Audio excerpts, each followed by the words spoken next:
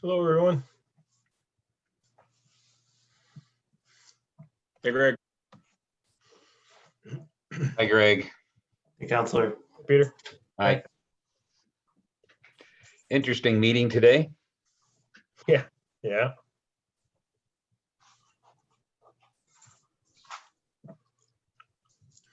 Hi, Councillor Martin. I was just speaking with Councillor McCreary. I circulated that agenda a few days ago about perhaps yourself or Councillor McCreary, doing introductions, but Yep. speaking with Councillor McCreary, he thought maybe it's better for just one person to kind of chair the meeting. So I'm happy to do that, and I can introduce yourselves as well as the consulting team, if you're okay with that. Yeah, that's fine. Okay. Less work for you and me, Greg. Yep.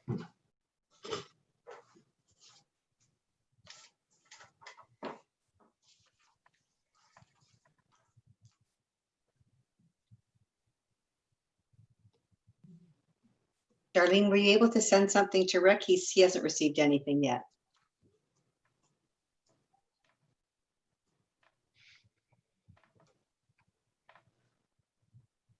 I was able to, Brenda. Let me send something again to him.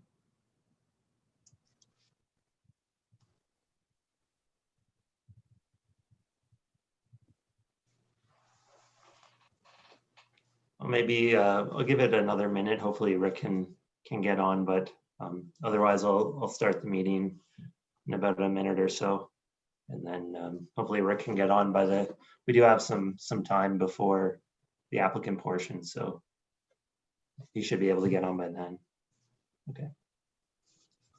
Thanks, Sean. Do we have a count on how many people registered to attend? I think we're looking at 7 people who've registered, and we've sent the YouTube link to quite a few others as well who'll be viewing it live on that website. Is this live now or is that coming up? It does look like it's live. Darlene, correct me if I'm wrong. We are live, Sean. It Okay. started at 6 o'clock. All right, I'm gonna go ahead and get started then. As an introduction, my name is Sean House. I'm a development planner here with the City of Brantford. We're here tonight because the city has received an application to amend the zoning bylaw and an application to amend the official plan for the property known as 34 Norman Street. I'm going to introduce some of the people at the meeting now. We'll start off with Councillors McCreary and Councillor Martin, who are the local ward councillors in the area. They'll be listening to the feedback provided. We also have the owner of the land and their consulting team, led by Brenda Case of GSP Group, and Vicano Construction Limited, led by Peter Vicano. We have our manager of development planning here, Joe Muto. We also have Casey Pongratz, a senior planner, taking notes. And our manager of development engineering, Gary Peaver, to answer any questions related to development engineering. Just as a quick overview of how the neighborhood meeting will work, I'll give a quick overview of how the planning process works here in the city. Then I'll pass it over to the applicant to present, the specifics of their proposal. After that, we'll open up the floor to questions and comments from members of the public who have registered for the meeting. Just as a note, this meeting is being streamed live on YouTube and will be available to view after the meeting as well. If by any chance a member of the public is viewing this and it doesn't have their comments or questions answered, feel free to contact me after this meeting and I can make sure that those get addressed. So with that, I'm going to start my overview of the planning process. here. And so this is a neighborhood meeting because we've received the official plan amendments and zoning bylaw amendments for the property. It's the first of several meetings to consider this development. So there will be opportunity later on for the public to speak for or against the development at the statutory public meeting, which will be presented to the committee of the whole at a later date. That is to be determined at this point. So to start off, the applicant is proposing here a 7-story residential building with 83 apartment units. And these applications are required by the Planning Act. The official plan amendment is to change the official plan. So what that plan is a framework of goals and objectives that the city provides. And it also provides land use designations and policies to guide future development. The zoning bylaw will then put the official plan into effect. It states how land may be used, where buildings and other structures can be located, the types of buildings that are permitted, and how they may be used. It also regulates lot sizes and dimensions, parking requirements, building heights, and setbacks from the street. So the lands at 34 Norman Street are currently designated residential area, low density, in our official plan. And the applicant is requesting to amend this designation to residential area, high density, to accommodate their proposal. In terms of zoning, the lands are currently zoned institutional services zone. And this is a remnant zoning from when the lands were previously used for a school use.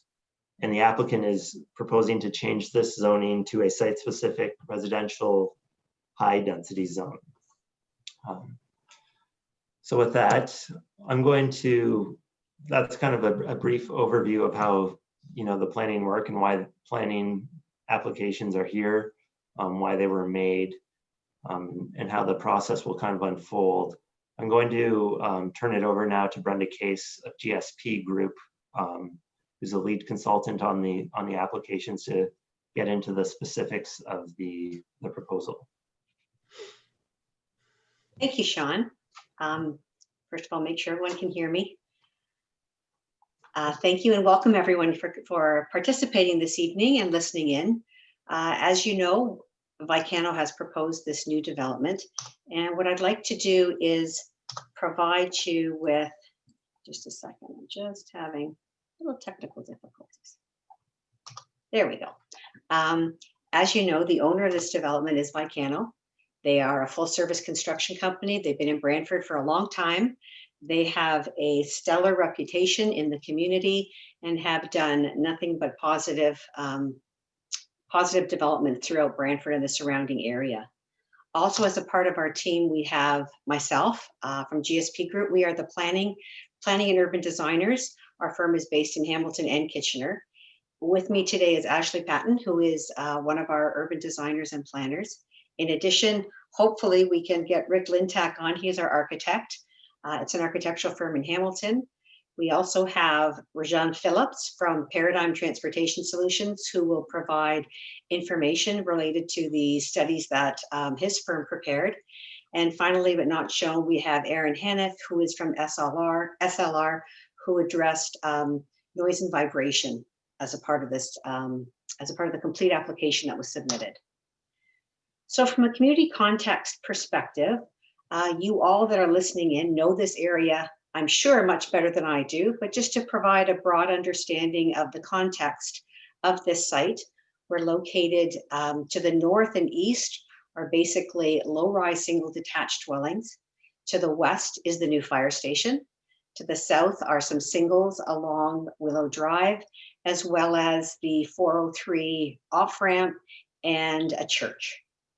The area also is well serviced with other churches, proximity to the Wayne Gretzky Sports Center, and proximity to King George Road, which contains a plethora of local commercial uses to satisfy the daily needs of residents. There was a public meeting. Some of you may recall there was an open house that was held in January of this year, pre-COVID, and there were a number of issues that were raised. We broke into groups. We talked about some of the key issues, and some of those issues we've recorded here, and they were actually used to refine the development that you see before you. Now, it may not necessarily be what you were looking for. In terms of form and density, what we heard at the last meeting was that the community would prefer townhouses over apartments with fewer units. You thought that the proposed apartment was out of character with the neighborhood from a height perspective. You were asking us to consider 2 stories. Your concern was with privacy and overlook. From a traffic perspective, your concerns were the potential signalization of Wayne and Fairview and intersection improvements at Wayne and Norman potentially. In addition, you were concerned about noise, that is the truck traffic and the Highway 403 traffic, and potential parking overflow associated with any new development in this area.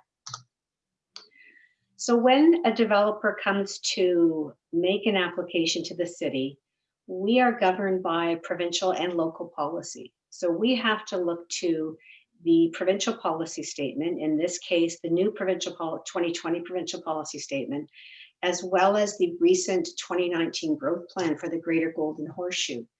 And both of those high-level policy documents support intensification, they support transit supportive development, they encourage a diverse housing stock, and they also support sustainability and climate change. So from that perspective, we consider our proposed development meeting or satisfying that policy direction from those high-level provincial documents. In addition, we have to consider the Brantford official plan. Now, some of you may know that there is a new draft official plan that is out. Just for your information, as a part of our justification, we look to the new Brantford official plan as well. And in both documents, intensification is supported along arterial road frontages, developments that are in proximity to commercial facilities, developments that have access to public transit, that are in close proximity to amenities, some of which I've already identified in the previous slide, and obviously a property size that is appropriate for an intensification of this type. So again, from a planning policy framework, we consider from a planning perspective that our proposed development satisfies both the provincial and local policy documents. More paperwork again, we have the City of Brantford has urban design policies in the official plan that we have to follow. In addition, they also have comprehensive urban design guidelines that look specifically to intensification, policy direction, specifically for intensification proposals that are in neighborhoods such as this one. And we use this as a resource document. We're required to take that information and incorporate it into our developments. So in this particular situation, we looked at site design and building orientation, the built form, height, and massing of our development, building articulation and detailing, as well as building materials. So all of those points, the end goal is essentially to achieve the principal objective of the urban design guidelines, which is to achieve high quality urban design throughout the city. Once again, I believe that Vicano has done that, and they are going to do that in this new proposed development if it is approved. So here's the development that's before you. We have a 2 to 6 story residential condominium building.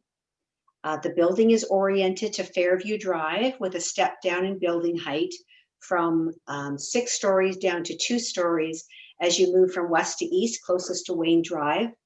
We have a transition from the detached dwellings that are located along Wayne Drive further to the east. I say 6 stories, even though we just said it's 7 stories, because I want to make it clear that the building is 6 stories with a rooftop amenity area. Now, the way the zoning bylaw, the way stories are defined in the zoning bylaw, they consider that rooftop amenity area to be a story.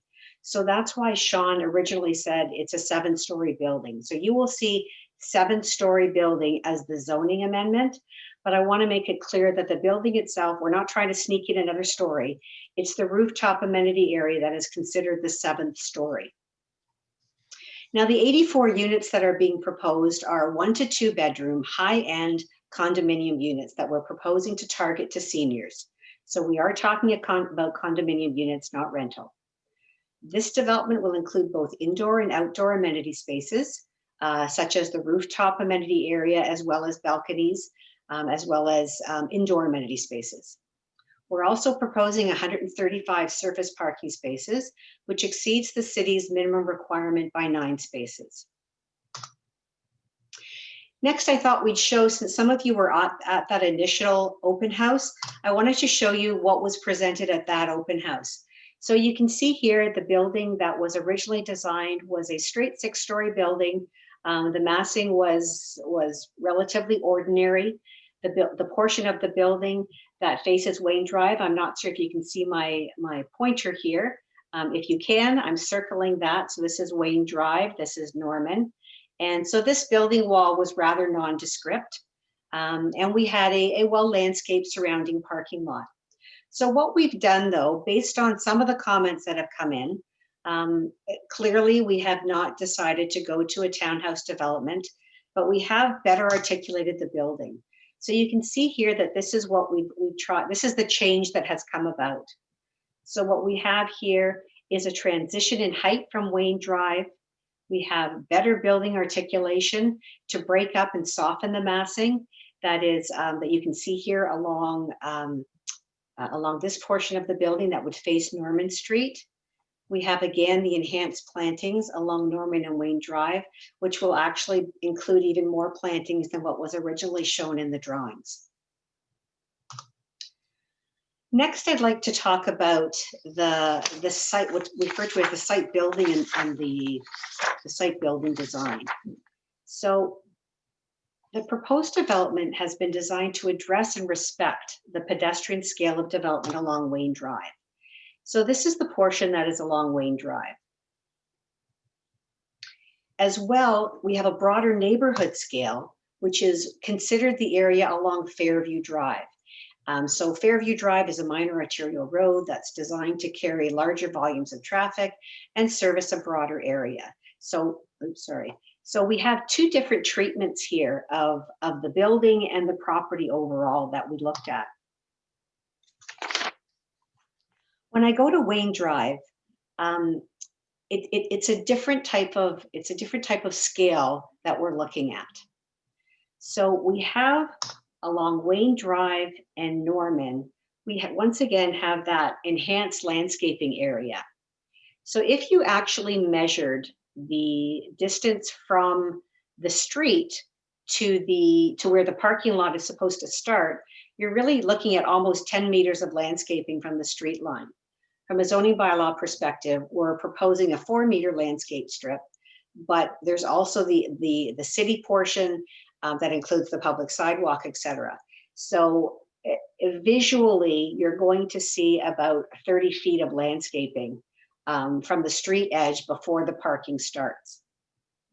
In addition, we're providing a significant setback of, again, more than 70 meters from where the building starts to the north side of Norman Drive. So for those 70 meters, sorry, we were required to use metric, that's about 230 feet.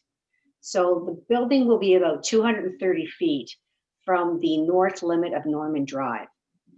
So that type of separation distance and the landscaping buffering measures, we feel enhances the pedestrian scale. And that's how we've addressed the pedestrian scale of the proposed development on a site basis. In addition, we're looking at a closer view. You can see here the portion of the building that's been stepped down to 2 stories. So this portion here where you see that couple walking hand in hand, that's not the public sidewalk. That's a private sidewalk. The actual public sidewalk is way over here where you see those little bicycles in the corner.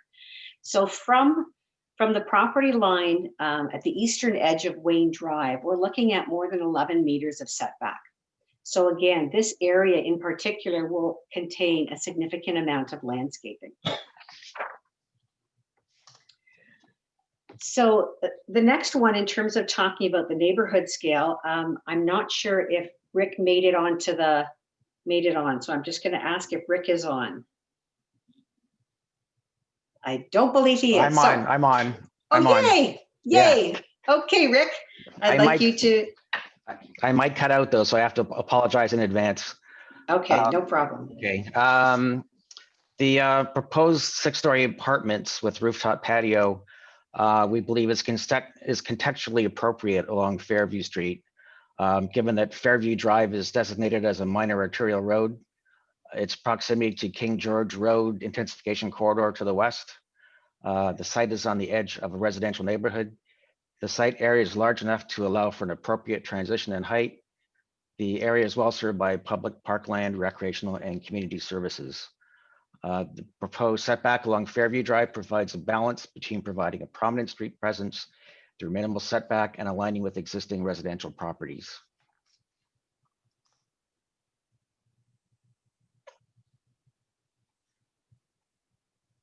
Next slide. Okay, first 2 stories are differentiated from the stories above through building material, which would be like a darker brick. This color and material differentiation reinforces the creation and creates an appearance of a podium to create a stronger visual tie to the surrounding 1- and 2-story existing houses, as well as reinforce the pedestrian scale and orientation of the building. The balconies on the lower floor are raised 4 feet above grade to provide privacy, and weather protection is provided to each balcony above. The uppermost balconies have pitched roofs, which is a common element that we find in the neighborhood. The upper stories will be constructed using a combination of colored precast panels, glass, and high pressure laminate panels in a warm wood finish. The alternating materials scale down the facade and accentuate the stepping of the building down to Wayne Drive. The wood finish laminate is proposed on the underside of the balcony roofs and accents in the glass panels. This material will create a visual tie between the lower and upper stories. The balcony guards are proposed to be tinted glass, and the windows will be a combination of punched windows with window wall panels and corner glazings. Together with the low slope balcony roofs, wood finish soffits, and corner windows will create a mid-century modern aesthetic that will complement the scale and character of the existing residential neighborhood. Thanks, Rick. Okay, in terms of amenity spaces, we have, there are individual balconies, as Rick just outlined for you. We're looking at individual balconies. We also have the common rooftop patio. We have indoor bicycle storage. And then we just thought we'd provide you with an image of just the type of things you could do on the balcony. And again, this is going to be a high-end building. So we're looking at, this is not something we would find surprising that people may include on their balconies. In terms of the rooftop amenity space, the design hasn't been 100% done at this point, but I thought I would provide you with some images. So here's a potential image of a rooftop patio. What I like about this one, it shows you the walls that would be surrounded. Again, this amenity area is above the 6th floor. It will be well set back from the edge of the building, and will also include a 2.1 meter high parapet to address privacy, overlook, and wind impacts. So while you see in actually that bottom image that people are located really close to the edge, that's really not the case here. We're going to ensure that the building is set back, that the amenity space is set back further from the property, from the building edges. Next, we'll be looking at the parking and service areas.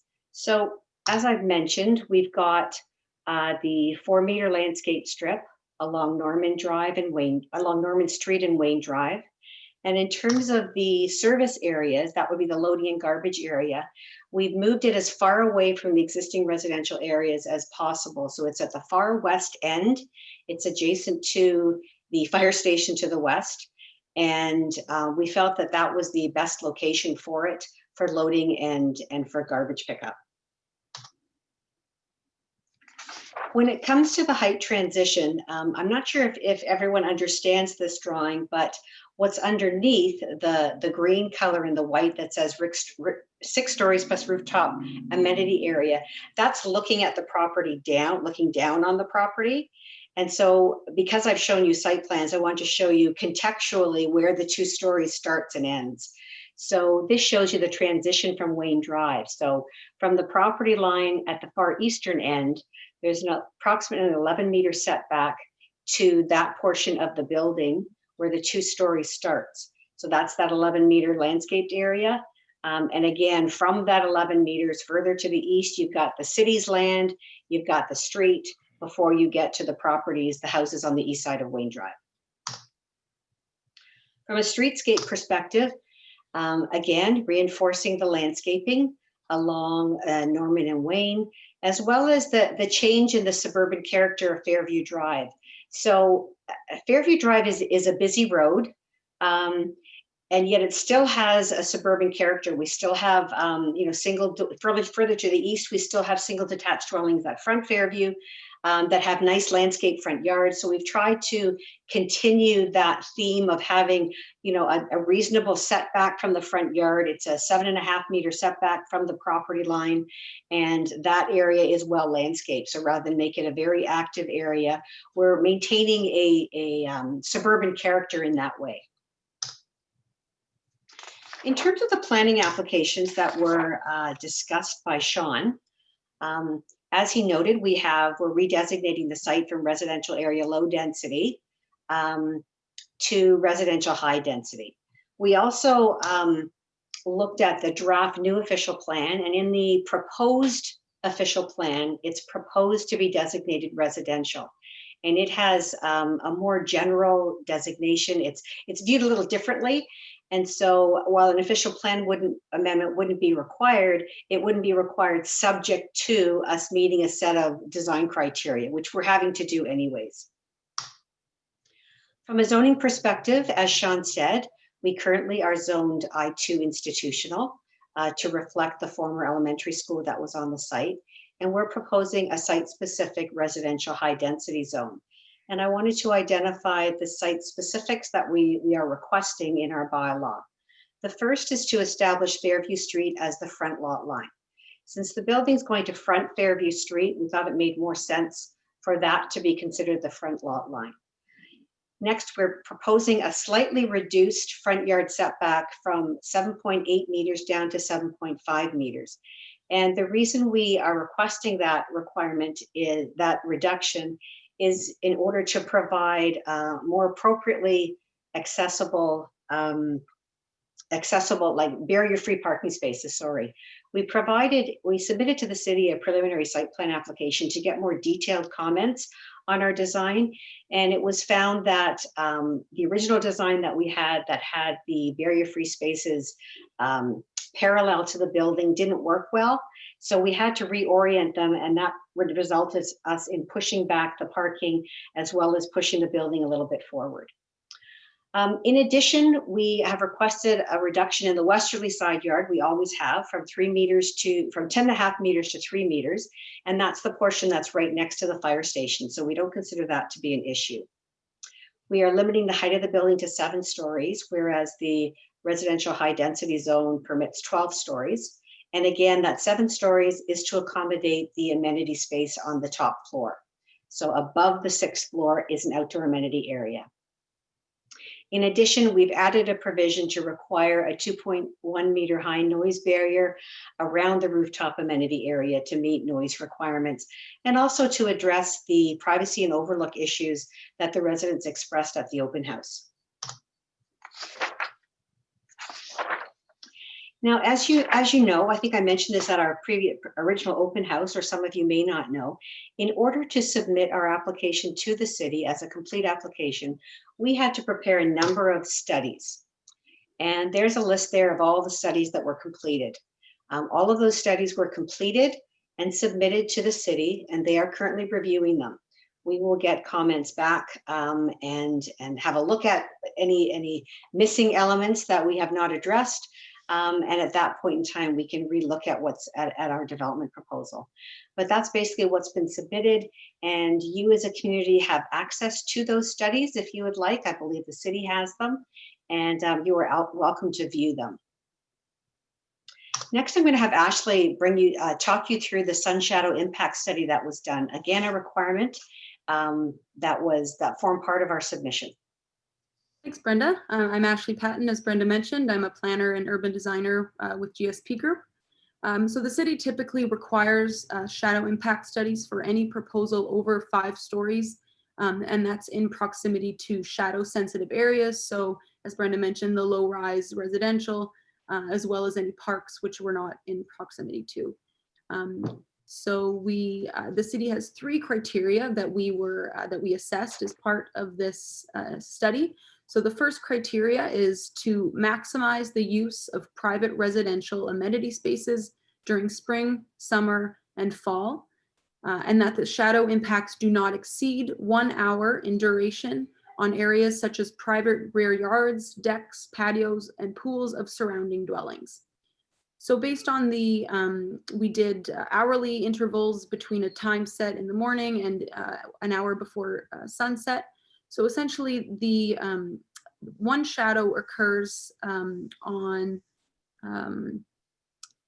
there's one instance on March 21st, which is the spring solstice, is at 6:05 p.m. where a small shadow is expected to cast within the rear yard of 69 Wayne Drive to the east, which is shown at the bottom right-hand image there.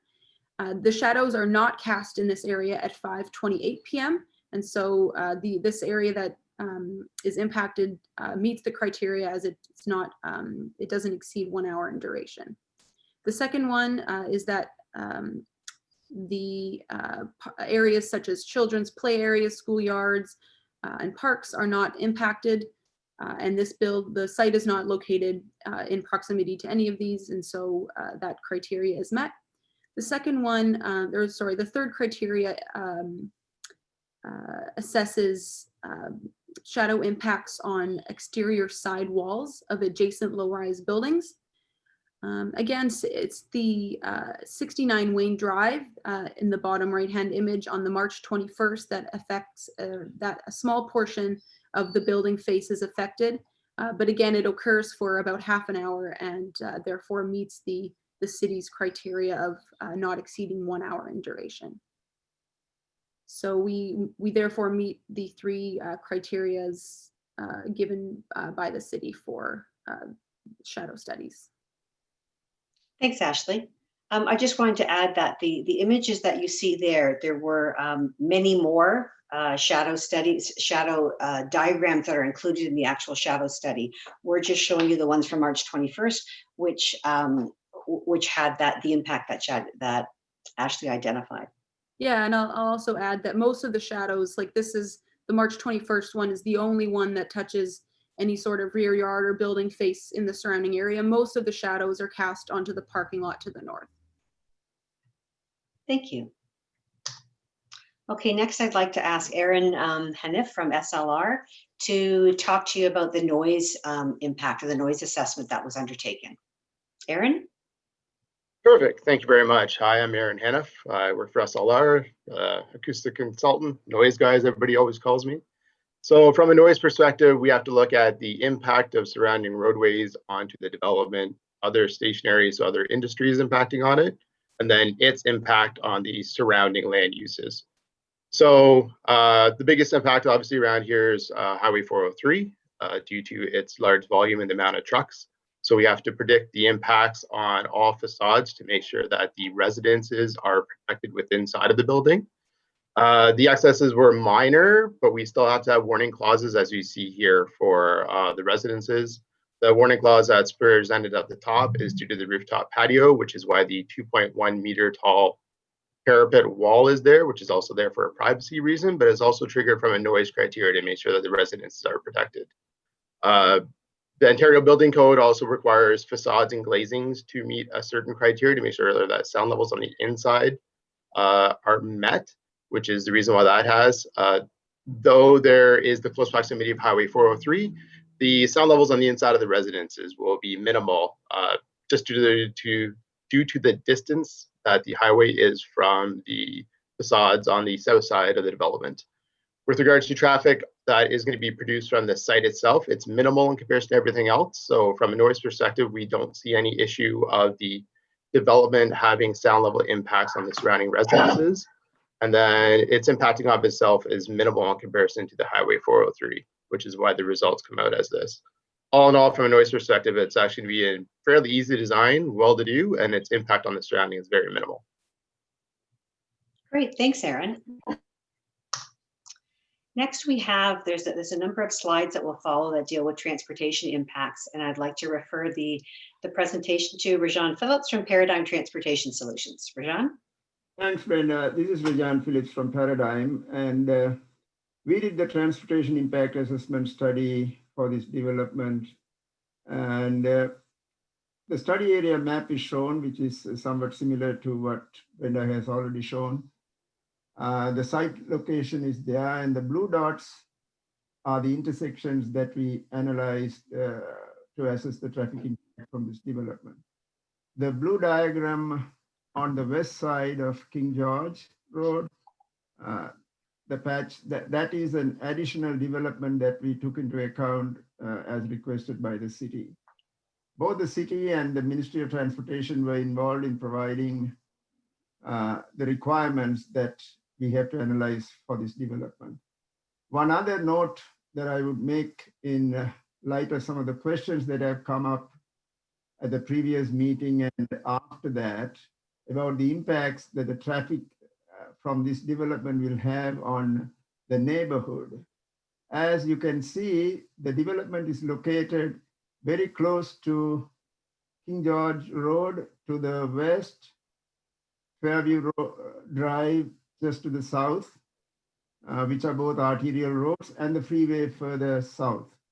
So any vehicle that is leaving this development will have the opportunity to travel only a very short distance on either Norman Street or on Wayne Drive, and then get onto either arterial roads of the two or get to the freeway. So they have little opportunity to drive anywhere else in a neighborhood and create any concern or impacts for any of the residents. Based on, yeah, Brenda, if you can move to the next slide, please. Yeah, this is also a low trip generator. 84 units of condominium units will generate less than 40 trips total in the morning or in the afternoon peak hours, which is typically for a significant traffic impact on roadways. We have a threshold of 100 trips per peak hour. This is less than 50. And it only adds a small number of cars either on King George Road or at Fairview Drive. It's about 7 maximum vehicles added to King George Road during the PM peak hour in either direction, and about 5 vehicles added in one direction to Wayne Drive. You can go to the next one, please. Yeah, these are the intersection lane configuration and controls. It would have been better if we had provided a map based on Google Earth showing the actual lanes. The critical intersections are the 3 on Fairview Drive. The leftmost or the westmost intersection is King George and Fairview Drive, Tollgate Road to the west. The middle one is the Ram Terminal intersection, the westbound off-ramp coming from Highway 403 to Fairview Drive. And the easterly intersection is the intersection of Wayne Drive and Willow. And Fairview. Okay. So that intersection is under stop sign control. The other two are under traffic signal controls. There was a question whether there will be any need for any improvement or signalization at Wayne Drive and Fairview Drive. The answer is no. because this development, the impact from this development is marginal, or is rather negligible, in fact. And even with the volumes that are there, the signal warrants are not met. So the signal warrant is not an issue there. But there is a problem in the queuing between King George Road and the westbound ramp, if you can look at the map, especially during the afternoon peak hours, when the traffic, westbound traffic from 403 dumps on Fairview Drive. And that queue can extend beyond the ramp, and also the queue on between Wayne Drive and westbound ramp can extend up to Wayne Drive. We have identified some modifications that can be made to address these impacts, but the fact of the matter from the standpoint of this development has nothing to do with any of these problems. They are already there, and the development doesn't add anything to that. There is an opportunity to address these, especially the intersection of the westbound ramp and Fairview Drive, when a future, I believe a 5-hour station is to be located to the west of the subject development. When that driveway is reconfigured, some improvements can be made, as I will discuss in the other slides.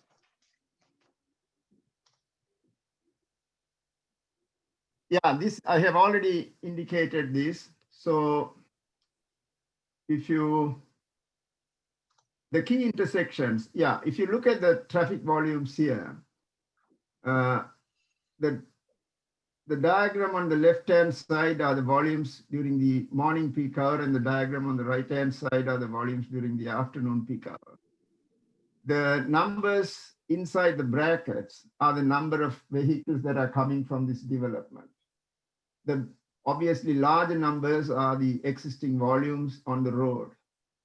So you can have a sense of proportion of, say, in the morning peak hour on Fairview Drive, this development is adding 4 vehicles to 582, which are already there. In the afternoon, it is even less marginal, 4 vehicles being added to 1,000 vehicles. So the development is not causing any problem, but the problem exists, especially during the afternoon peak hour, because of the volumes there. And one of the, yeah, another one, can you go back to the, Go back. yeah, the map, yeah, if you go there, thanks. Some of the solutions we have identified, there is a, you can see the arrows, the dot at Tollgate Drive Road that is pulled down there.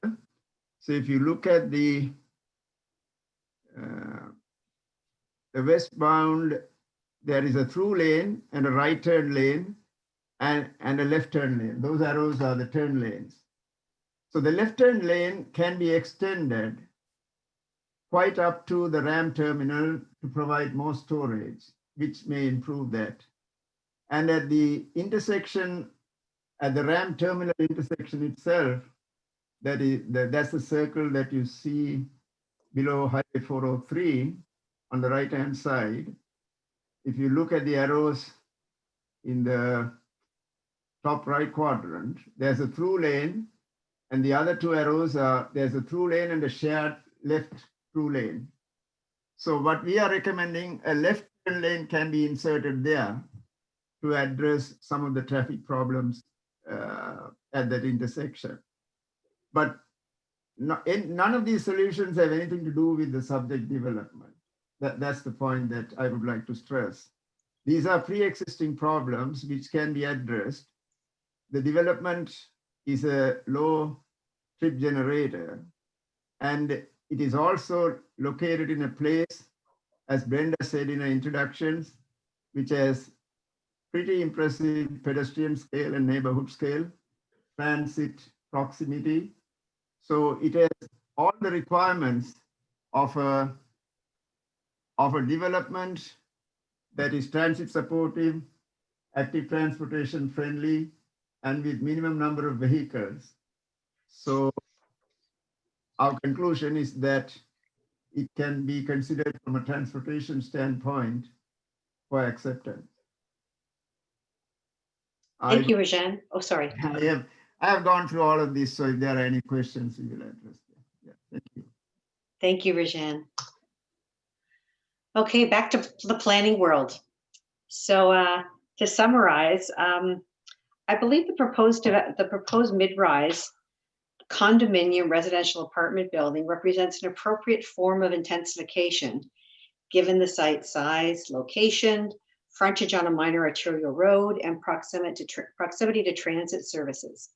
I think the elements that we've incorporated into the design provide for appropriate transitions from the low rise to the high rise, and that would be in the form of buffers and separation distances, as well as landscaping. Finally, we don't have any unacceptable shadow impacts that don't meet the city's criteria. So on that basis, where are we in this planning process that we're going through? So as you can see in this slide here, this is our second public open house. We had one we submitted our pre-consultation back in December to the city and got comments back. We had a neighborhood open house in January. We submitted our application in August after we had completed all the studies that were required. As I stated, right now the comments are being formulated by the city to the various studies that we've submitted. After we have this meeting, we get the input from this meeting. The next step will be for us to basically look at the resolution of the comments. That would be responding to the comments that we get. And assuming that we're able to respond to them, staff may be prepared to bring back a report to the committee of the whole. I've got planning committee there, sorry, it should be committee of the whole. And that will be the statutory public meeting. So another meeting is coming up, as Sean had stated, and we're targeting December, but that's just a target. Following that, whatever recommendation staff come up with, if it is approval, that recommendation, that approval from the committee of the whole would be ratified by council. So that's where we are in the planning process.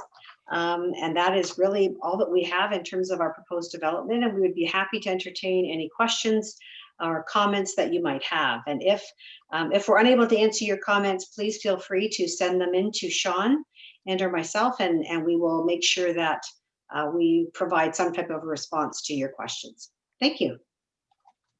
That's great. Thanks, Brenda. As Brenda said, we can open it up to questions now. Darlene Lombardi is going to coordinate that for us. If we can just go down the list of people we have who have registered to participate in this meeting, and we can hear from everyone, hopefully. So Darlene, if you wouldn't mind. Yeah, Sean, we have 4 people in line waiting for questions, and we'll start with Allison. Can you hear us, Allison?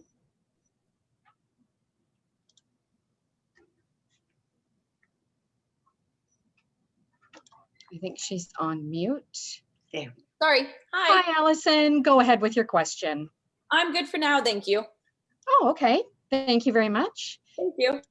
We'll go on to the next member of public, Lynn Shea. One moment. Lynn, can you hear us? Can you hear me? Yes, go ahead, Lynn. Can you hear me? I have one question, and it's regarding the traffic study. There is one impact that I'm concerned on specifically, the intersection of Wayne Drive and King George Road, because currently it's an existing problem where people are using that to circumvent the light. And I really feel that that needs to be addressed in a traffic survey as well, because it may be minimal on the major arteries, but when people know that they have to go to the light and they're gonna have to wait so long, they're gonna try to circumvent that by probably going across Wayne Drive to King George Road. And that's the only concern I have right now, just from the volume. And I know when the previous school was there, when the kids were being let out, it was always a lot of volume on that road. Thanks, Lynn. We can discuss that with city staff.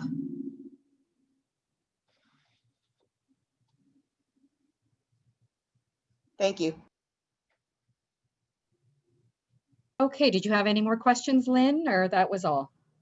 No, everything else was really well presented. Thank you. Wonderful, thank you. Lynn, we do also have Gary Peaver on the meeting. He is with Public Works, and he might be able to speak to your question a little bit for now.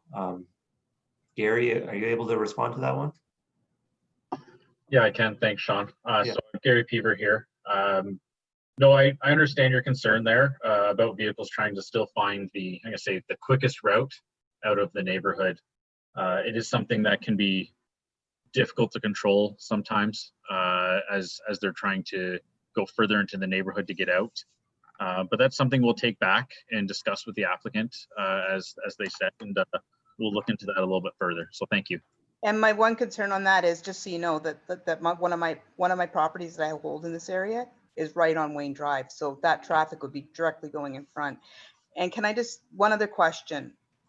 And it's in this, where do we get the studies on the infrastructure for the sewers and that type of thing to see what the impacts would be on that? I forgot that, sorry. We submitted as a part of our package a functional servicing report and a stormwater management report. If you have specific questions related to that, I'd suggest you probably filter them through Sean, and we'd be happy to answer them for you. We don't have an engineer on right now, but the recommendations at this point is that there aren't any issues, but we'd be happy to respond to any questions you may have in greater detail. Thank you very much, guys. I appreciate it. And Lynn, I can share those reports and studies with you if you just send me an email after the meeting, or I can reach out to you as well. Thank you. Okay, Lynn, was that all your questions, or do you have any more for us? No, that's it. Thank you. Thank you. Okay, Sean, we are going to hear a question from Shauna Hall. Shauna, can you hear us? Yep, I can. I don't have any questions at this moment. Thank you. Okay, thank you. And our last attendee is Terry. Terry, can you hear us? Yes, I can. How are you? Thank you. Go ahead, please. Just going to start off by saying the design of that building is very, very nice. I deal with this every single day of my life. Councilor Martin will know me from a conversation we have. I work in the city of Toronto. I have a couple, well, multiple questions. One of them is for Rajan. The level of service on the study, it's showing up as an E and an F. And in a traffic impact study, it should be an A or B or C at the highest. We're running at E and F, and we're adding in that building. I know there's going to be huge issues basically from if you were traveling, say, Norman Street and you get to King George Road, try to get out there in the mornings. It's impossible. Even going Wayne Street and continue on to go, like I head to Toronto every day, just to go that direction across could take you 10, 15 minutes. During the construction and going on, how are they staging their trucks? Where are they doing their turning movements? There's a lot of questions I have about that could be taken offline after the fact. Like, what are they doing with the parking bylaws around the development after it's finished? Because they're showing 135 spots and 80 some odd rental units. What about visitors? Is it going to impact all the streets around us? On top of that, like Sundays, we get the churches, that fills the street, and that they're one of the best neighbors that you only get a neighbor one day a week. But with the development, are we going to restrict parking around the streets? Is that part of the plan? Perhaps I'll ask Rajan to provide some background on that. And then you were talking about upgrades to the utilities in the area. Is that going to be the responsibility of developer? All added extra costs? If it's sewer, water, hydro, the upgrades won't come back to the residents in the area. It's going to be on the developer? Or will we see tax reassessments? And again, will our tax be reassessed because of the upgrades? Will that be going to developer, or will that be resident based? Can you clarify what you mean by upgrades? Sorry, I'm not clear on that, Terry. So if they have to upgrade sewer, water, hydro, fiber optic, whatever it's in the area that they need to upgrade for their building. Oh, the that developer cost pays for will that. be delegated to the developer? Yes. Okay. Yeah, so I'll jump in there, Terry. Just again, Gary here from the city. Speak with the infrastructure upgrades required for this development. Yes, that would be the responsibility of the developer to pay. That wouldn't be, put back on the tax base of the local area. That would be something that the developer that would have to go through that. Looking at some of the underground infrastructure just from a high level, there doesn't seem to be many upgrades required for this. We are still analyzing this and reviewing, the engineering reports, but from a stormwater and a sanitary and water side, there doesn't seem to be any major upgrades that are for the municipal infrastructure. There will be significant infrastructure installed within the development, and that is typical, and that would be all at the cost of the developer. Okay, and then when they develop that and doing their piling and shoring, how far down are they going? When they build the site, is it going to be 2 stories down, 3 stories down? Is it just going to be 1 story down? What's the plan? There's no underground parking proposed. That level of detail is more of a site plan matter, but perhaps one of the Lycanos could respond to that. Okay. Yes, Brenda, can you hear me? Yes. Great. So we're not very deep in the ground whatsoever. In fact, the basement level is only half a level into the ground and half a level above ground. So, but your piling and shoring goes how deep? No, there's no piling or shoring or any caissons or anything that you're referring to. It's regular, ordinary strip foundations and footings, and they'll be down about 5 feet. Well, I'm going to say 6 feet. That's about it. Because I've already had issues with Lions out there doing demolition, the noise, the dust, the pounding. I've got a brand new garage in my back, and I've already got like spider cracks going through my floors. My floors are diamond polished concrete. So I need to assess that with somebody from either Vicon or whoever's doing the work, Lions, if it was Oliver, to have a look at this, because I have damage to my house now. First I hear this. I brought it up with Oliver. Yeah, I was actually the guy that made him have his guys not start till 7 o'clock, and he was watering because there was so much dust coming across. Well, demolition is demolition. We didn't use any abusive blasting or I'm not going to argue with you, but you have. I deal with this. I'm a work zone coordinator with the City of Toronto, and I deal with all construction from 80-story buildings to infrastructure. Yeah, they did. Instead of saw cutting, they were using the long arm and pounding it. Yeah, the whole ram. That's all that's available. Okay, but I'm not here to argue with you. I'm willing to come over and have a look at what problems you may have. Say you have no problem at all. Sure.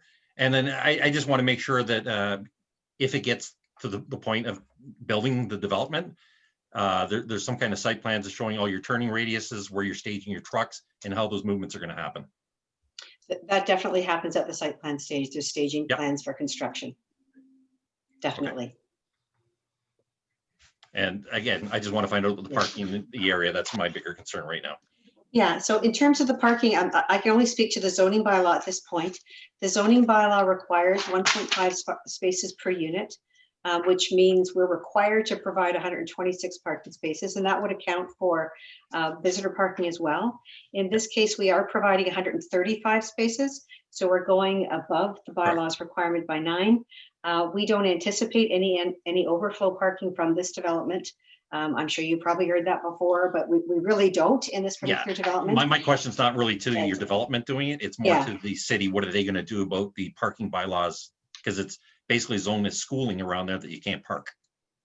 Gotcha. Okay, that's something that we can definitely discuss with the city to see whether or not parking would be. So are you talking about allowing parking along Norman and Wayne now? Is that what you're suggesting? Or some restrictions on where they can do it. Okay, that's something we can definitely talk to the city about. Because I know you got those 11-meter boulevard sections. Would you be able to do even bump outs that you can supply parking into it? Just taking notes here, Terry.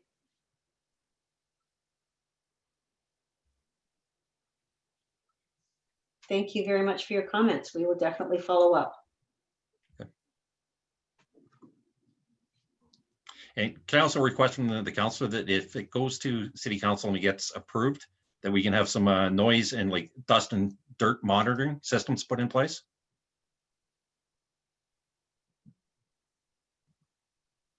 I've made a note of that as well. And one last question, that's going to be Yeah. it. What is going to be the price point of the condos? I don't What are they think we shooting know. for? I don't think we know that at this point. Maybe I'll just throw it at Peter. Do we have a price point at this point? Yes. Once again, the gentleman speaking right now referred to this as a rental complex. It is not a rental complex. It is prestige condo. Perfect. It is going to be directed towards retired and semi-retired people. The price point, the lowest point will be in the mid 400s, and it will go up from there. That's good news. Yeah. So believe me, if you can't tell, I mean, you should be able to tell by the renderings that this is not an ordinary condo building. It is very much a prestige, upgraded construction and design. It is going to be pride of ownership. It's just naturally going to take place. And it's going to be enhanced landscaping with fencing and wrought iron and masonry piers around the perimeter, as indicated on the rendering. Like I said, the renderings look fantastic, especially the second rendering. It looks amazing. Yeah, thank you. Or thank you to Rick Lent from Lintac. He's an amazing architect.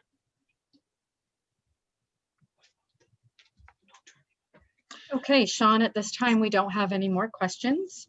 Okay, thanks, Darlene. I did receive some written comments as well as, various conversations I've had with, residents over the phone who received public notice for this. Brenda, I had emailed you that letter I had received earlier.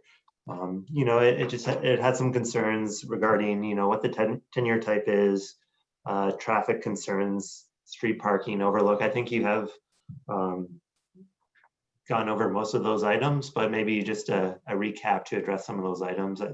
They're also concerned about, real estate values. So I know the applicant has brought someone on to speak to that as well. So I'll leave it up to you. Okay, I'll just do a little summary in terms of the traffic. I think what's come about, what we all realize is that there's a lot of traffic in the area now.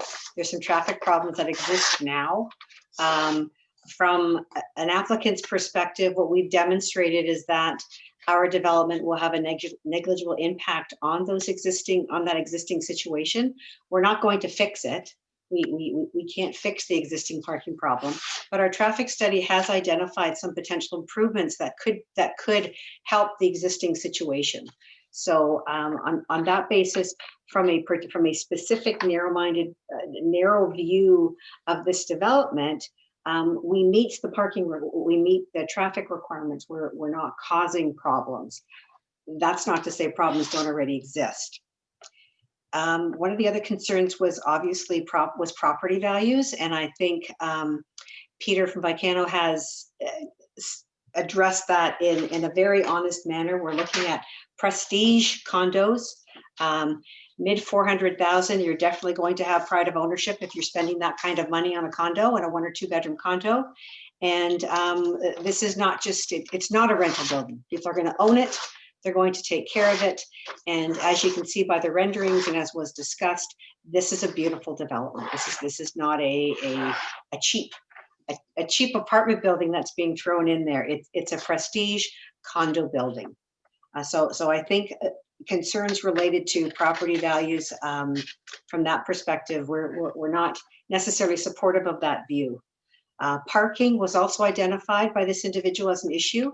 I think I've spoken to that. We're providing nine spaces in excess of what the bylaw requires. We're not looking for a reduction in parking that's required. I think that's really all that we've got on that list. So I think otherwise we've dealt with that email that came through, Sean. I'm not sure if you think I've missed anything, but I'd be happy to provide a greater response if necessary. No, thanks, Brenda. I think that covers it. I know Mr. Vicano did request Ed Doucette to be invited to the meeting to maybe speak to that as well. But Ed, if you think Brenda has covered it, that's fine. Yeah, another thing I did want to mention, although a condominium is proposed here, the applicant still has to apply for that. We haven't received that application yet, but I'll leave it to you, Brenda, to confirm that, you'd be applying for that after the zoning is in place and the site plan is approved. Okay. All right. Yes. Okay, thanks. So I think that's great so far. We've heard from a lot of people on this. Sean? Yeah. Sean, Ed Doucette, Remax. Yeah, just in the conversation, just to elaborate a little bit on what Mr. Vacano said and Brenda Keys, like looking at the median price point in that ward last month was $487,225. The sale of these units is going to be right in line with that median price point, and I can only see it helping values in the neighborhood of single family residences when those units are going to be selling at a similar price point. Okay, thanks for that, Ed. So I think if Forever is watching, if you did have some concerns about property values, that was your explanation from the applicant. And now that there's no one left, everyone's kind of had their questions asked who's registered for this meeting. Councillor Martin or Councillor McCreary, did you have any questions for the applicant or comments on the proposal? Thank you, Sean. I know it's looking down the road a bit, but with respect to notice on title, is there going to be caution given to the new owners that they're living next to the fire hall and that they'll be experiencing sirens?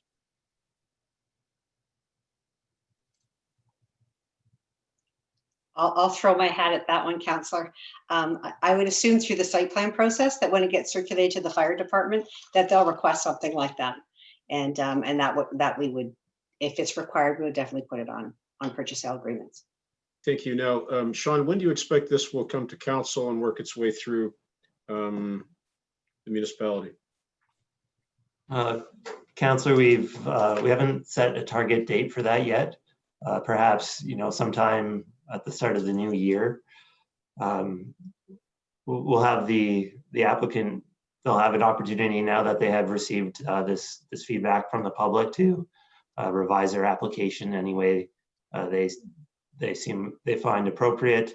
We've provided them a little more technical comments too from our engineering departments that they'll have to address. And when they make their next submission, that will be a time when we determine that meeting date. But high level, we'll probably be looking early 2021. And when would we expect that construction would get underway if we meet that goal? If everything's approved, then I would leave that to the applicant to determine. The project is approximately a 14-month build from the point in which we begin on site. Okay, thank you, guys. My question is regarding the parking. Are you planning on assigning parking spaces or will it be first come, first serve? First come, first serve. Okay. And with that, I'd like to thank everybody who joined us tonight. Sean, one more thing. I had a message from somebody just now on Facebook. There was a question earlier about servicing and whether there was capacity for servicing, and the answer was in the affirmative. But the questioner has asked, was there not at one time a problem with servicing in North Brantford as there was in South? Councilor, I'm going to throw that one over to Gary Peever of Development Engineering, who has a bit more background on that. Thank you. Thanks, Sean. Councillor, I'm not sure where they're going with the problem in servicing in North Brantford. That's a fairly large area. From a sanitary section there, we are going to have this modeled by our consultant for sanitary, although we are really close to a trunk sewer and any downstream areas seem to be okay. We're not overly concerned. However, we are going to get that confirmed. Water is dependent on kind of the fire flow calculations. We haven't gone through there yet. However, this area is well serviced by water. In storm, they have to match what essentially the school had created for runoff or better, and they've already shown they can achieve that. So there shouldn't be many upgrades to, I guess, say, the existing municipal infrastructure. Gary, I think the question was sort of targeted with respect to our pumping station capacity, which I think was largely South End, wasn't it? Yeah, that is true. That was the Fifth Ave, and the Fifth Ave is still on a hold. MP has opened up its capacity quite a bit, and we've already started our preliminary process of knowing what the future upgrades are there when the expansion lands come in. Excellent, thank you. I just would offer one comment. I think the neighbors are concerned with the density of the project, but I think, you know, if you look at the response that Picanos have made to some of the initial commentary, and you listen to what the comments were tonight, I think everybody's going to agree that it's a pretty fine looking building. And for the massing of the building, it's pretty sensitive to the neighborhood. The setbacks are pretty good. And I think it's going to go, the appearance of the building is going to go a long way to overcoming some of the objections to the sheer size of it. So I think everybody's done very well on this file. And as Councillor Martin said, thank you very much for all the hard work.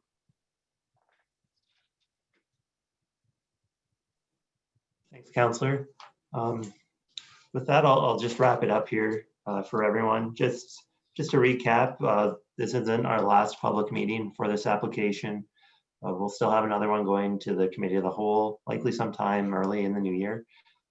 And like this neighborhood meeting, we'll mail out to all of the property owners within 120 meters of the address, and there'll be more opportunity for public feedback at that time. So with that, I'll wrap it up. Mr. Muto, did you have anything to add? I see you on video. No, I just one quick thing to circle back to Councillor McCreary's comment about the process. As Brenda had already indicated, that they've already started concurrently the site plan control process. So that's going to run in tandem with the official plan amendment as well as the zoning bylaw amendment. Obviously, site plan control will not be finalized until the zoning's enforced and the official plan amendment has been addressed. And if in fact council approves these applications. So they are working in tandem with the public process regarding that. So they will get to, I think Mr. Vicano mentioned a 14-month build process. Once we get to the public meeting component, there is that appeal period.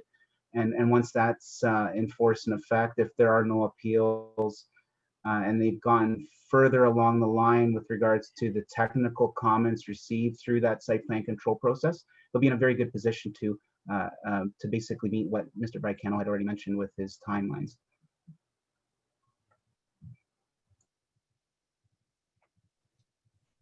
Thanks, Joe. So with that, I think we'll end the meeting. I just want to thank all the public for registering for this meeting and providing comments to myself and the applicants beforehand. Thank you to the councillors for taking the time to attend the meeting tonight, and the applicants as well for doing a great job of presenting what their proposal is, as well as all the staff who helped this meeting take place. So with that, Darlene, I think you can end the meeting, and thanks again, everyone. Good night, everyone. Thank you, everyone. Good night. Thanks, Sean. Thank you very much, everyone.